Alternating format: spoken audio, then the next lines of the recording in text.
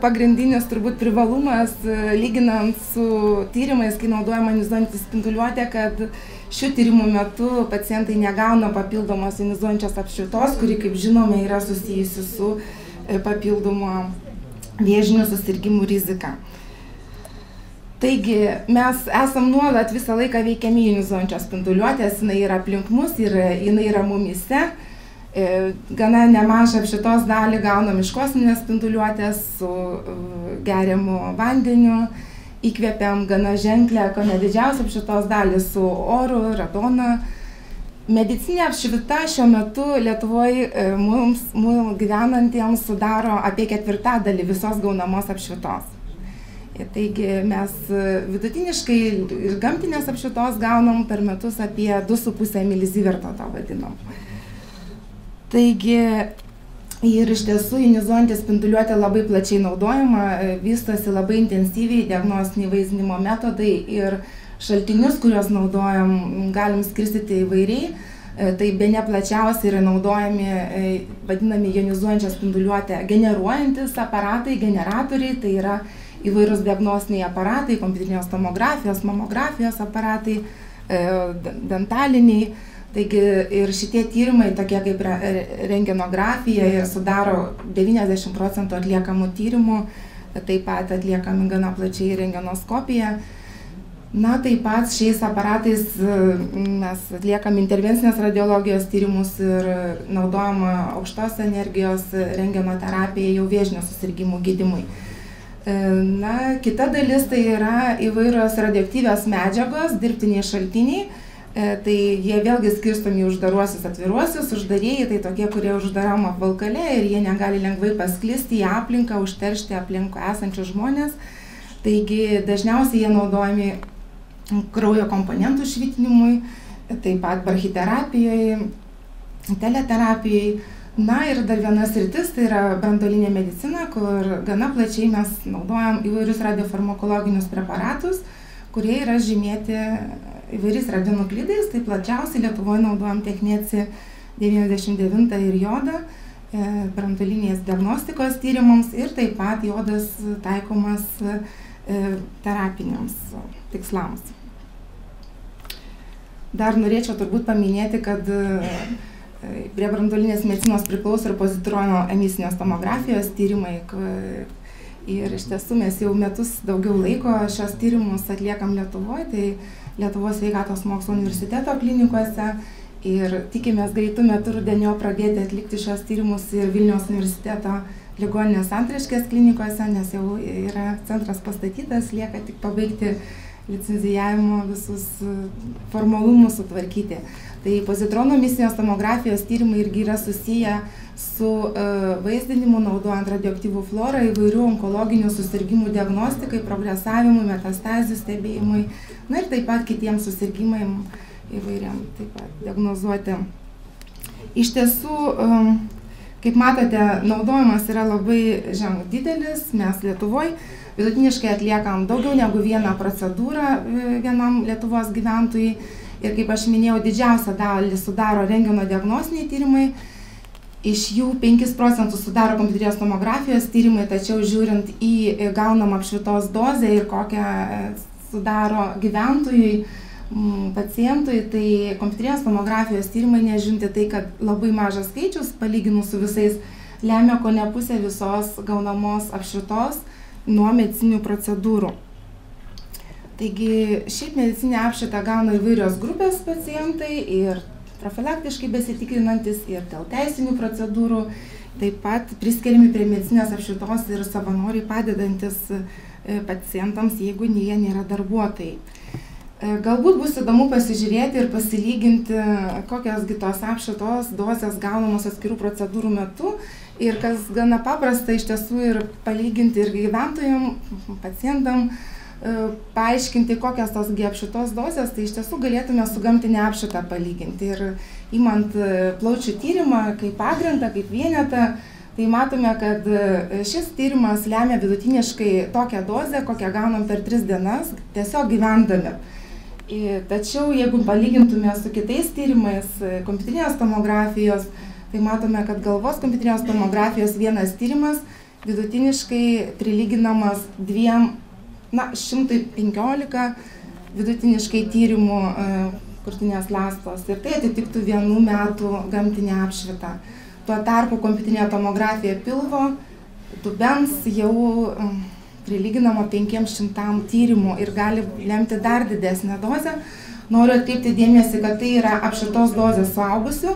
Jeigu toks tyrimas atliekamas vaikams, tai tos apšvitos dozės bus kartais ir keliolika kartų didesnės dėl to, kad dažniausiai yra įranga pritaikyta ir naudojamos standartiniai protokolai suaugusių pacientų.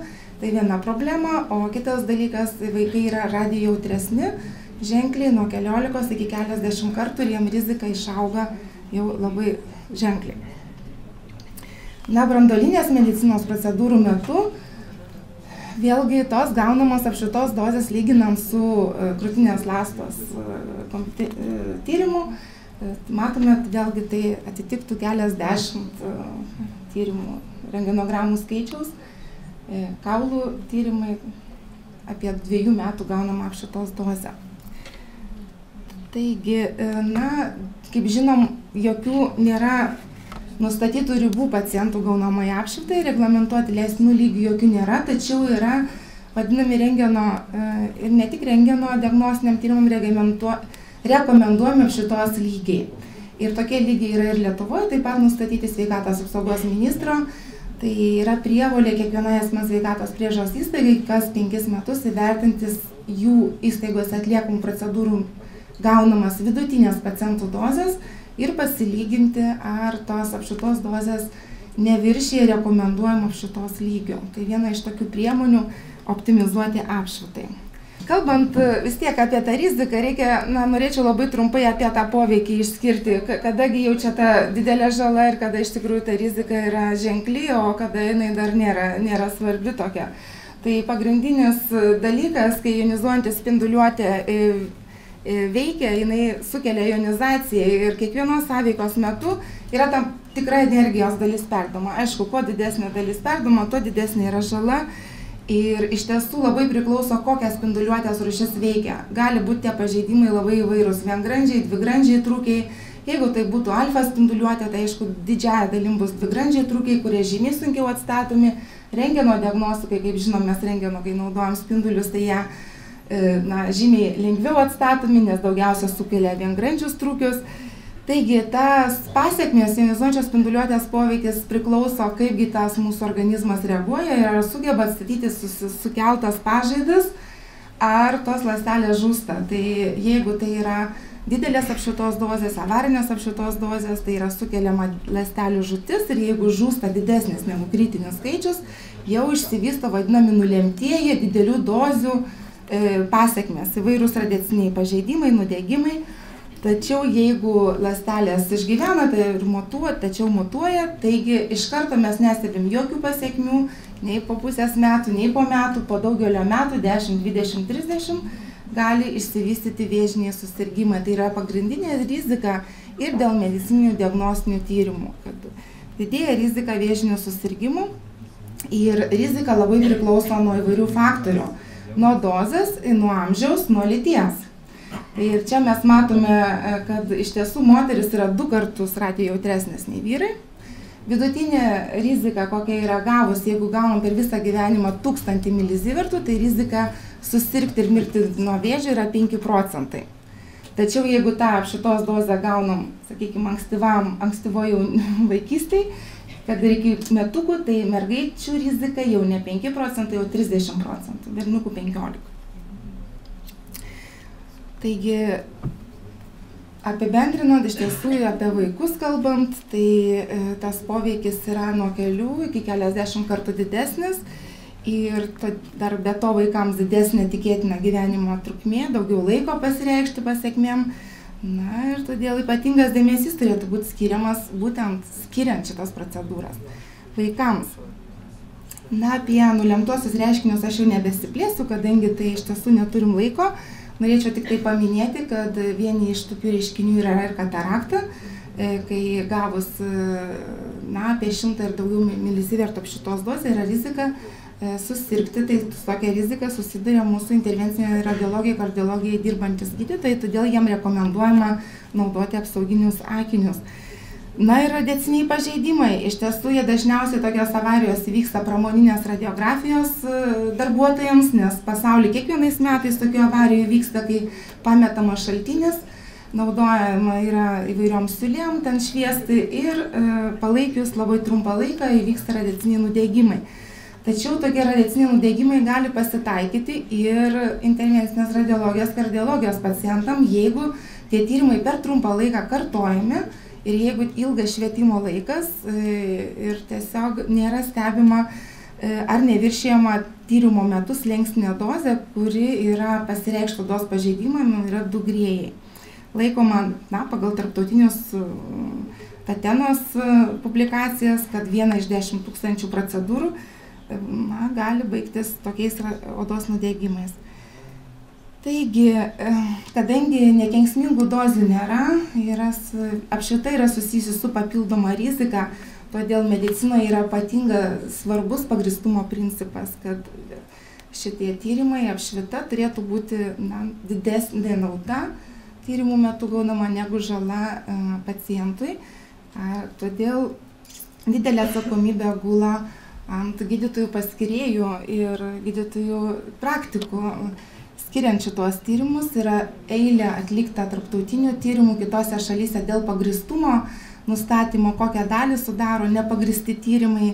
Tai vienas iš pavyzdžių Švedijoje buvo atliktas tyrimas vienos dienos kompiuterinės tomografijos ir buvo vertinti tos ligoninės, tos dienos tyrimai. Ir kaip jūs matote iš grafiko, tai nepagristi tyrimai buvo nustatyti labai skiriasi priklausomai kokie tai buvo tyrimai ir didžiausią dalį virš 50% sudarė stuburo ir gaubtinės žarnos tyrimai.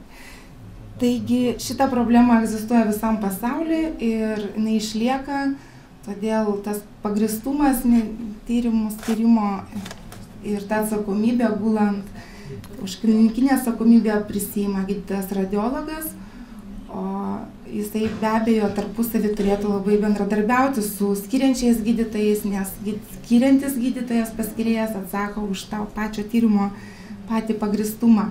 Taigi apibendrinant noriu pasakyti, kad iš tiesų medicininė apšvita sudaro beveik 98% nuo dirbtinių šaltinių gaunamos apšvitos ir intervencinės radiologijos bei kompiuterinės tomografijos tyrimai lemia didžiausią apšvitą. Ir iš tiesų tie tyrimai turėtų būti kliniškai pagrįsti, atliekami su mažiausiam galimom apšvitos dozėm ir tiek skiriant, tiek atliekant tyrimus didžiausią dėmesį turėtume skirti patiem mažiausiam, jautriausiam, tai yra vaikams ir neščioms moterims, kurių beje būtina paklausti prieš atliekant tyrimą, ar jos nėra nėščios ir prieš branduolinės medicinos tyrimus, ar jos nemaitina, nes šių tyrimų metu per pieną taip pat patenka radioaktyvios medžiagos ir gali lemti apšvitą vaikui.